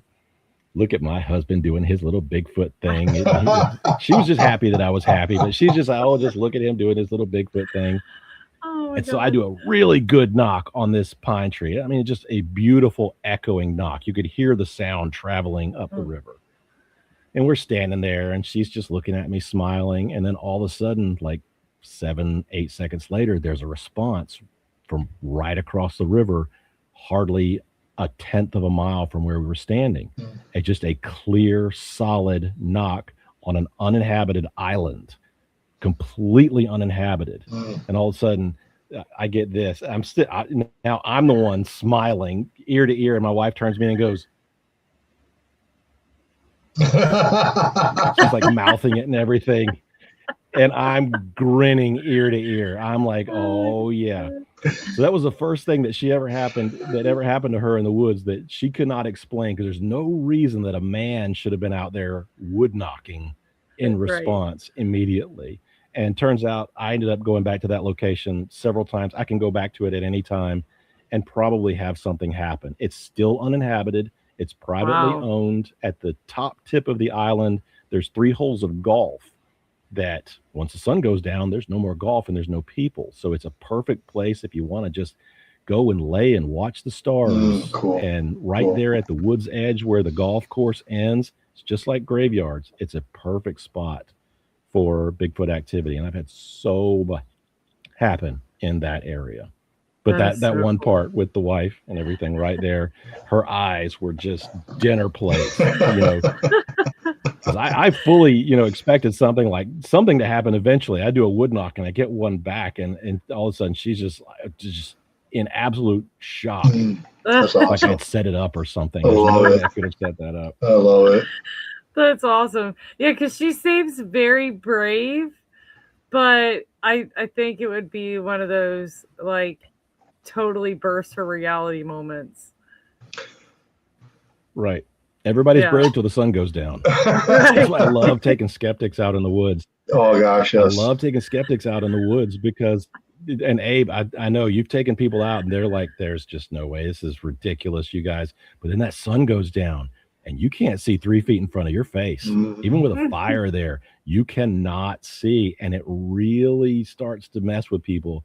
I love taking skeptics because they don't sleep first night out. They will not sleep in the woods. So they're great for giving reports of whatever sounds happen during the night because they're up all night like this. What was that? What was that? Did you hear that? That's an acorn falling. Even though they don't believe. Yeah, it's an acorn falling on your tent. No, it wasn't. It was a Bigfoot throwing a rock at me. It's real. It's real. It's really real. No. You didn't tell me it was really real. It's really, really real. That's You were just hilarious. talking cheese all day long, sir. So I wanted. Go ahead, Abe. Oh no, I was just going to say I wanted to go back to that very loud smell that you guys were smelling. How would you describe it? Is it describable at all, or? It is describable, and I've talked about this in my speech whenever I do speeches at Bigfoot conferences, and it always gets a laugh, and because it's usually for the fellas. But thankfully, when I do Bigfoot conferences and I'm a speaker, it's a largely male audience, as you can attest to, Gwendolyn. It's a largely male audience at Bigfoot conferences. Typically. There's a certain shape and size to the audience, and they're mostly male. And God bless them, love them to death. But the smell is, I always tell people, have you ever gotten up in the middle of the night to go take a pee, and you're either conservative minded where, you know, if it's yellow, let it mellow, and you didn't want to flush it, or you don't want to wake anybody up by flushing, so you just let that pee go, and you're like, I'll flush tomorrow. You go back to bed, and then you go to Myrtle Beach for 2 weeks, and you forget to flush that toilet. And you come home, and the first thing you got to do, because it's been a long trip, is you got to go pee, and you go run to that bathroom, and there's that pee that's been sitting there for 2 weeks, and you got no choice but to flush it. That smell, and Abe knows that smell. Gwen, I don't know if you know that smell, but that smell that comes out of that toilet, add a sprinkle of wet dog, a little sprinkle of skunk, a big sprinkle of homeless man BO, and that's the smell. Wow. Old pungent urine and BO. Interesting. And it's very distinctive. Because we had been in that area and even that day we had come across an area where the hogs had been, because it was the only place on the island that hadn't been flooded. It was very dry leaf litter underneath us, and that was one elevated enough to where the river hadn't flooded that area, and that's where the hogs were kind of hanging out. It's a very barnyard smell, even to wild hogs, where if you've ever been on a farm or been on a barn, there's a certain smell to that you can identify as, okay, those are cows, and those are definitely hogs, and those are definitely sheep. It was nothing like that. We had literally that day smelled hogs, and they had been in the area as very freshly before we had gotten there. We just luckily didn't see them or hear them. And then hardly 30 minutes later, this entirely new smell. There's nothing like any of us have ever smelled before, but every last one of us said, I'll never forget that smell. Wow. Yeah, I have smelled very pungent, very strong urine and something else horrible mixed in with it. And that was where I heard the rock clacks, Abe, that I talked about on a previous episode. I walked in, I followed this rock clacking sound, and when I hit this wall of just pungent urine, I was like, okay, this is where I stop. I was in the woods alone, by the way. So this is where I stop, and I just listen and observe. Yeah, listen and observe, because I don't know, I just felt like if I went any further, I'd be crossing a boundary, because I was thinking, okay, maybe they're marking their territory. I don't want to cross that boundary, because you couldn't mistake that smell. But it didn't have the skunk in it, and the homeless man. BO. That's something else that smelled bad, though. Homeless man BO. That's a new one. That's a new one. I only added the skunk because, especially in Florida, the skunk ape is a Bigfoot. It's just the name they use for Bigfoot, but they call it that because down there, to them, it smells a lot more like a skunk. And I don't know if it has anything to do with the fact that we're like this past month and a half, 100 degrees or better every single day. And there's just no way to wash that smell off to where you end up getting that skunky. But we also do, like, I imagine, I mean, skunks are all over the eastern United States. It's not unusual if they are to be sprayed and there's no tomato sauce in the woods for them to wash off with. So they would carry that scent with them for quite possibly a long time, especially if they see it as a source of food. I would think they were smart enough to not grab a skunk, but who knows? Right. Yeah, who knows? Who knows? A lot of people, you know, well, me included, often are curious about, there's some belief that they might live underground or in cave systems. And when you're living in conditions like that, the hair doesn't get the airflow and the sun and other water sources that naturally will rinse and clean the hair out. So you get this damp, dank, smelly smell in your hair. Musty, moldy. Yeah. Yeah. And that could be one thing that could attribute to some of those smells of Sasquatch. And you also mentioned that they had the gorillas have an ability to put off a scent as well. So yes, I don't know. There's a lot of theories out there. I would imagine Bigfoot as a species would be probably closer in the primate realm to gorillas than to humans. But I mean, of course, without a body, we can't say that definitively, which would make sense as to why they would have an ability to maybe release a scent like that. And I have no issue with the underground theory as well. A good story to that is a state park that I used to love to visit. My folks lived in Nashville, Tennessee, and there's Fall Creek Falls State Park right in the middle of the Cumberland Gap in the state of Tennessee. I'd been there a ton of times, even before Bigfoot research, and a ton after I became a Bigfoot researcher. It's a huge park. It's a beautiful place. And then come to find out here recently, they found a cave system there that rivals Mammoth Cave in Kentucky that no one ever knew was there. They found a cave. They ended up, you have to squeeze through, but they found a cave system big enough to land a jet in. It's that large, and it's completely unexplored. It's not even open to the public yet because they haven't found the depths of it. And no one knew about it until a couple of years ago.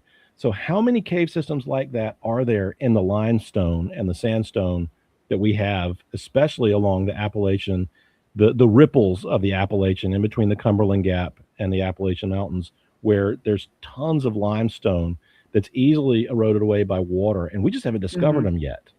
And there's a good reason. You know, if you want to go disappear in the woods, you camouflage your shelter and camouflage where you're living. Well, if I lived in a cave system, didn't want anybody coming in and everything, you would camouflage it and make sure nobody was able to come in. Yeah. Who's to say they're not in charge of the underground? If a nocturnal being can see in complete darkness as well as we see in the daylight, which is the hypothesis, why wouldn't they live in a cave system where there is no light?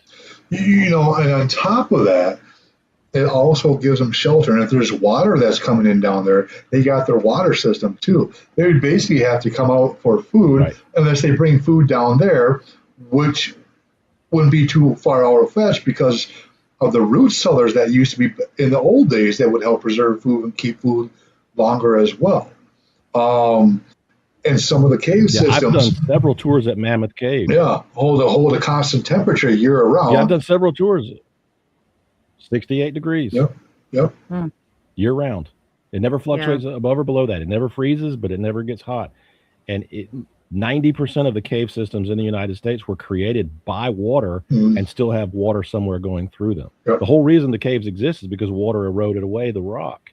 So there are some cave systems that exist because of earthquakes and tectonic activity, but there's a constant supply of water. And everybody agrees if there's a creature out there that weighs 500 to 1,000 pounds, as big as they are, they're going to need a constant source of clean running water available to them all day long. We can go, as human beings can go, 14 days without food, but you cannot go 7 days without water, period. You will die. So they have to have that, as big as they are, and as their nutritional needs have to have that water. This is also why I tell people if you're looking for Bigfoot, you find a running source of water first. That's their highway because their water's there. And the best part about that is it's clean water. It's relatively parasite free, but not always. But surely they would have found a way to remedy that with the Giardia and the parasites that exist here. The food comes to them. Everything in the woods has to drink. So sooner or later, if you're always around a system of moving water, not only do you have the water, but your food's going to come to you, not the other way around. Sooner or later, you just hang out by the water. Find a traveling water source like a river, creek, stream, especially spring-fed, and you'll find Bigfoot activity. Yeah, which there's a real possibility for a spring-fed water source to be within a cave system as well. Got some comments here. He's just agreeing with you. One of the best spots that we've ever done with. One of the best spots that I've ever been to was also with Matt Pruitt, and it was at the headwaters, the spring that actually feeds the Chattahoochee River that once it hits the Broad River turns into the mighty Savannah River. I've been to the very source of what is the Savannah River up in the mountains in North Carolina. And it's the cleanest, clearest, most beautiful water coming out of the mountains that eventually turns into the Savannah River. And it's the best place that we've been for Bigfoot activity. Very cool. Very, very cool. You said something about their needs for food. Which made the hamster starting running in the wheel. And I Googled, what does a silverback gorilla need calorie-wise per day? It says a full-grown silverback typically consumes between 40 to 70 pounds of vegetation daily, while exact wild caloric intake varies widely based on the specific plant fibers and seasonal availability. Estimates generally range from 5,000 to 8,000 calories a day to maintain their massive muscle mass and foraging habits. 5,000 to 8,000 calories for one silverback gorilla a day just to maintain their muscle mass and stuff. Wow. And that's vegetarian. That's vegetation. That's a vegetarian diet. So yes. That's vegetation. So a animal protein diet like Bigfoot is omnivorous supposed to have would be a little less, but it would not be that much less because they are omnivores. They've been known to eat more than just livers and hearts. They will eat whatever's available, but their needs would be a lot less than a gorilla. A silverback gorilla has to eat all day long. Whereas if you find one good deer liver a day, that might satisfy your at least vitamin needs per day, maybe not your caloric needs. And that's why they would be omnivorous and eat everything else that comes about. There's tons of stuff to eat in the woods. Tons of stuff. I wish I knew what they all were. Yeah. Speaking of food, one thing I want to point out is there's not very many cases where people see a Bigfoot eating on the spot. I have heard of some of them, but there are more cases where people see them running with deer or with dogs or with goats, which would be their food source.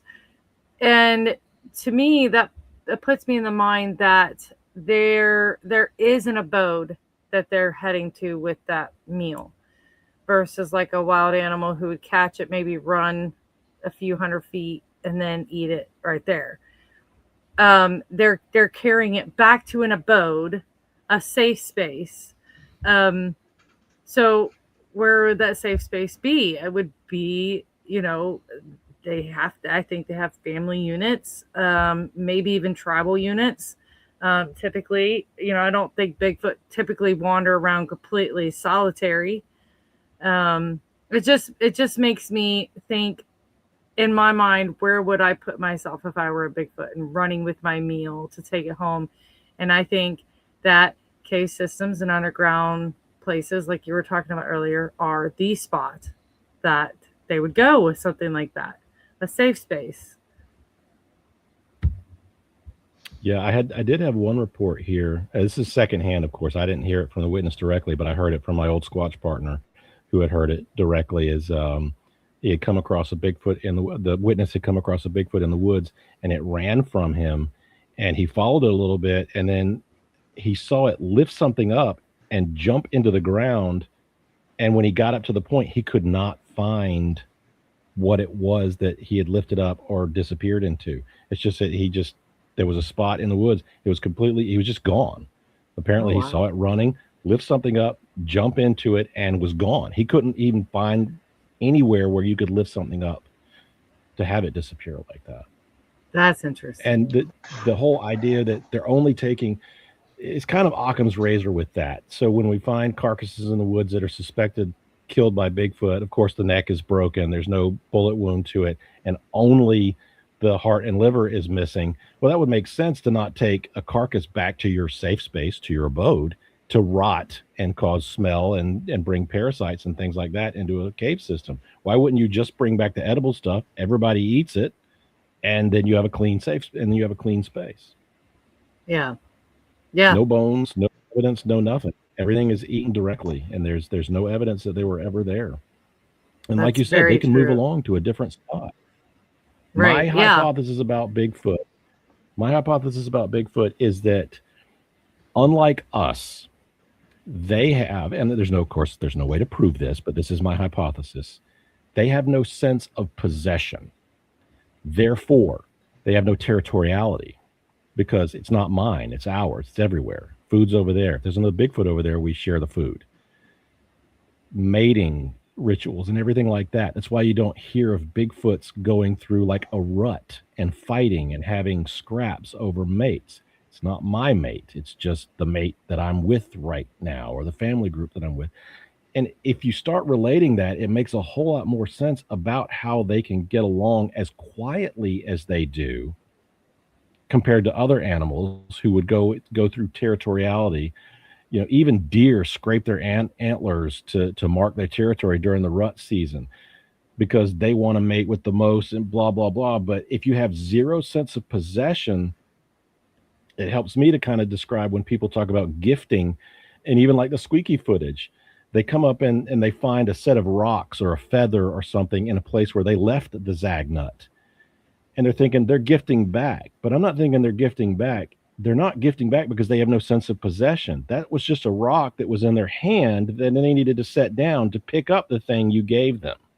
And then they probably dropped it in the woods somewhere else and found another rock. There's always another rock. There's always another feather. So they don't sit there and say, this is my best hunting rock. I have to keep it. It's mine. It's the best one in the world. There's other rocks. And so if you take away that sense of possession that we have, it explains a lot about how they can just disappear into the woods silently and all their communication be silent.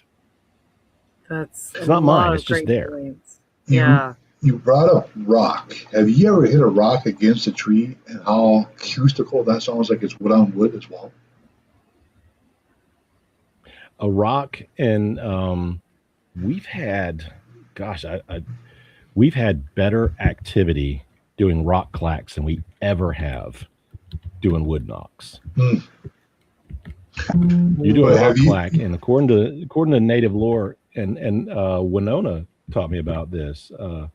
Winona Kirk said that old native lore is a rock clack means we come in peace, and so when we go out in the woods, we're doing more rock clacks than anything else, and then just sit and wait and see if anything approaches you. If they're in the area and they heard the rock clack, you will get approached.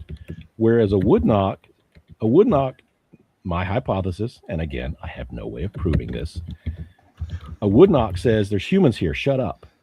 So when you go out in the woods and you're doing a wood knock, my opinion, the Sasquatch hear it, and if they return the wood knock, it's them telling their family, that wasn't me, this is me, shut up, humans are here. And then whatever scout is in the family group approaches you to see what the heck's going on. And that's, if you get approached that way, they're coming to see what you're doing. Because you can get approached doing wood knocks, but you're never going to get wood knocks all night long. You're never going to not get a response, not get a response, not get a response. It has happened sometimes, but most times you're just going to get one response and then total silence. Because the wood knock means humans are here, whereas rock clacking to me says, I'm coming in peace, and they will come to you in peace. And I've had it happen a couple of times. Huh. Yeah, that's interesting because when I was hearing the rock clacking, the first time I'd ever heard like what I could definitely say this is rock clacks.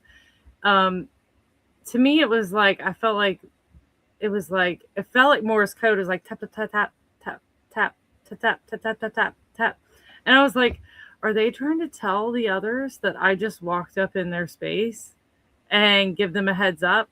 And then after it did it for a little bit, it went quiet, and I waited maybe 3 more minutes, and it did it a few more times, and then that was it. And I waited like 45 minutes in that spot. I heard nothing else. So it's interesting that you find it as like a more of a welcome. Makes me feel a little bit better about the fact that I was out there in the woods by myself when I heard that. It's like, oh, they were welcoming me. Because in the moment, I was like, they're telling the others I'm here and to be quiet. That's kind of what I thought. I'm going to have to meet real fast. I'm sorry. Yeah, I mean, I wish we had a manual that had what knocks or clacks mean, and we could decipher that. We know it means something. A certain amount means something. I mean, do even different trees? Do they know the sound of different trees and utilize different trees that mean different things too? It's just there's so much more. Like you said, there's more answers that keep popping up when we're in the woods and we're doing field research and stuff like that. Who knows? Every question you get an answer to, you go out in the woods and you're like, okay, there's the answer to this. But now I have 10 more questions. Right? Yeah. Yeah, I got the one answer, but now I have 10 more questions to go on top of that. Every time you get an answer in the woods, it's all opinions.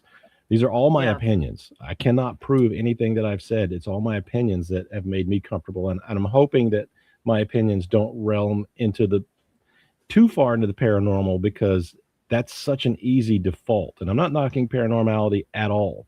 I'm just saying that when you automatically assume Sasquatch is paranormal, it's an easy default for you to just make up the answers without any evidence to prove it. Yeah, and you're absolutely right. Look into it deeper. Look into it deeper. And if you find me the evidence that shows, okay, here's the evidence and here's the portal they walked through to Narnia, then I'll believe it. But I need to see the hard evidence first. Absolutely. I want readings. I want electromagnetic readings, EMF readings. I want all these kinds of readings, not just visual camera readings. I need readings. Yes. The more data, the better. Yes, absolutely. It's not about your thoughts and what you think is going on. It's about digging deeper to get the answers. Yep. Absolutely. But again, that's not me. That's not my purpose in life. I've had a lot of people, especially with my sightings, that come up and say, "Well, why didn't you have a DNA kit? Why didn't you do this?" There's a lot of armchair researchers that are like, "Why didn't you do this? Get your butt out in the woods and do it yourself." It was never my intent to prove it to the world. It was my intent to prove it to me, and I did that. Now, how can I help you prove it? What is your method? I'll be glad to help you along. I like that. Yeah. Yeah, because you'll never prove it to the world. I mean, not unless you come up with 5 of your friends carrying a body, you'll never prove it to the world until we find one and are able to study it. When you guys were when Gwendolyn, you dropped it, I was actually entertaining your audience in between time when Abe was trying to log back on and you were trying to log back on. And I told an anecdote. I was like, why in the world did the government in 2017 release all this footage about UAPs and UFOs and have basically come around and admitted that aliens have visited, UAPs have visited the Earth, and they're supposedly releasing all these files. I'm thinking, did I get into the wrong field of study? Why couldn't they do that with Bigfoot? Why are they not releasing the Bigfoot footage? Why are they not releasing the Bigfoot autopsy? Did I pick the wrong area to go into? Why would they pick UFOs to distract everybody now with, because they released the info in 2017 and nobody cared. No one cared.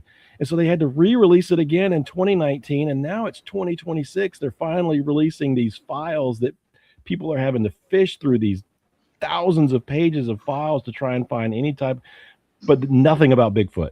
Nothing. Yeah. What would you think they would call them? The UHPs, unidentified hominin phenomenon? I don't know, what was it at the 50th that our dear departed friend Dr. Jeff Meldrum called them? He actually came up with a scientific name for them. Oh my It was gosh. one of those Latin long scientific names. Bro, You were there, so don't tell me you don't that remember. was 9 years ago. It was.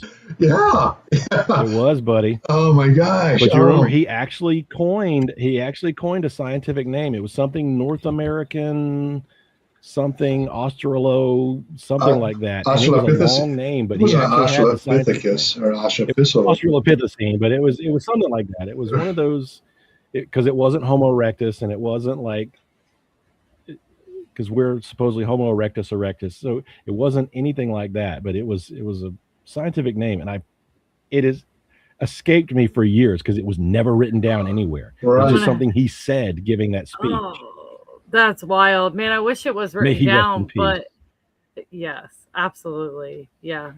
We lost a great researcher when we lost him. Yeah.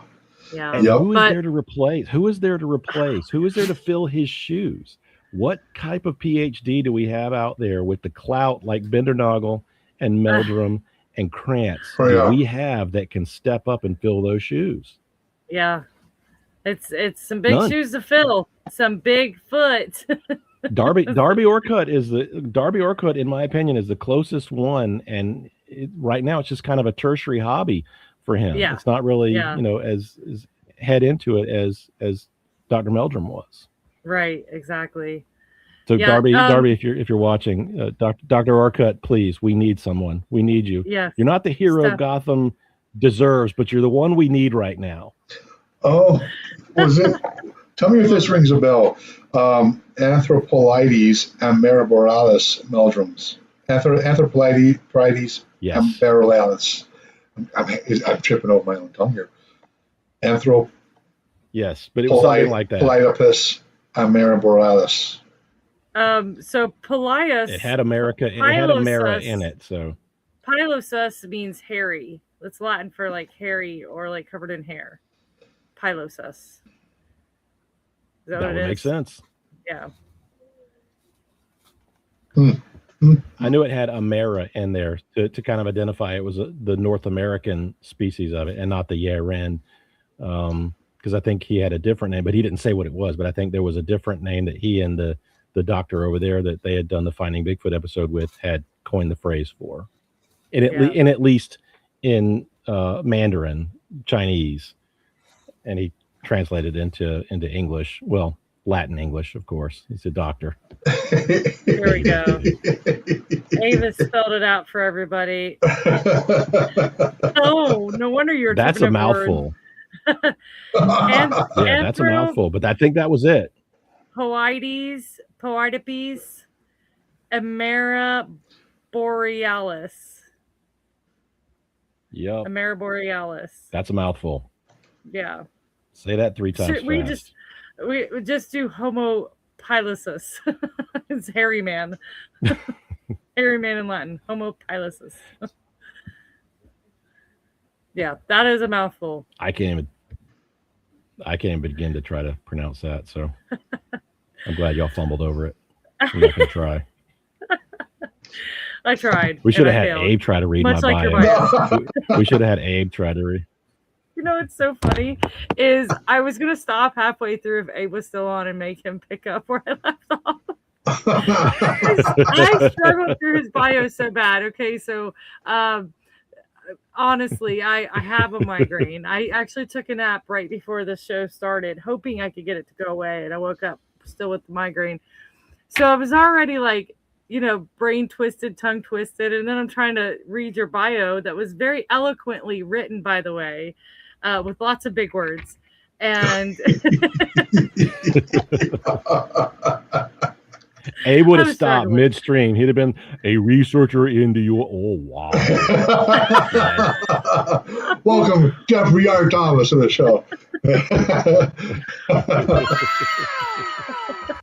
There it is. Oh, my gosh. Well, Jeff, we'll let you jump off here. We've had you on here for almost 2 full hours now. Yeah. I've enjoyed it.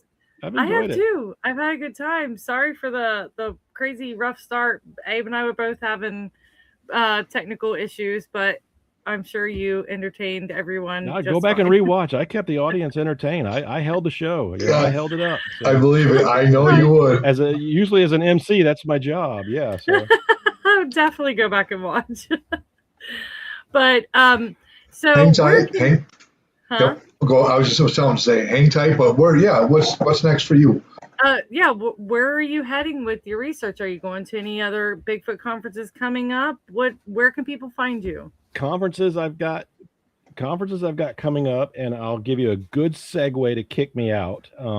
So the first one we've got coming up next is the Mothman Festival. I'm not speaking at it or anything, but I will be present.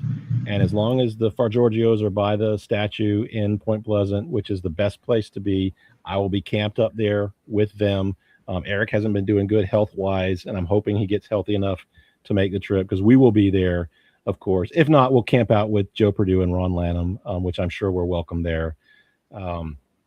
So we'll be at Mothman for the whole weekend. And then after that, of course, I'll be headed to Grand Rapids, Minnesota for the Minnesota Bigfoot Conference. Look at her face. She's like, yeah.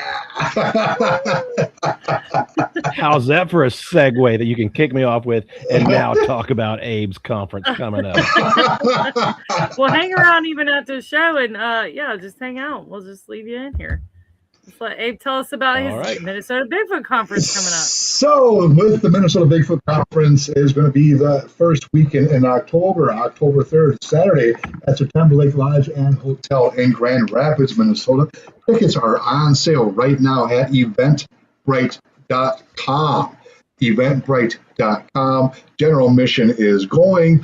If you are a vendor and you want to make a little extra pocket money, contact us through our Minnesota Bigfoot Conference Facebook page. Send us a message, DM us through there. If you want to inquire about the 3-day VIP package, DM us through that same page, Minnesota Bigfoot Conference as well. We have things going on that Friday, of course, Saturday, the day of the conference, and Sunday, the day after the conference as well.